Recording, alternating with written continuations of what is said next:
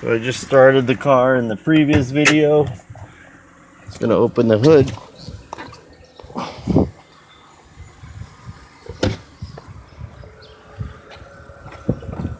This is the 3-liter inline 6 that BMW has been making forever, and quite reliable as long as you keep up on all the maintenance, which, like I said, it has been done on this car, and I have all the paperwork to show it too.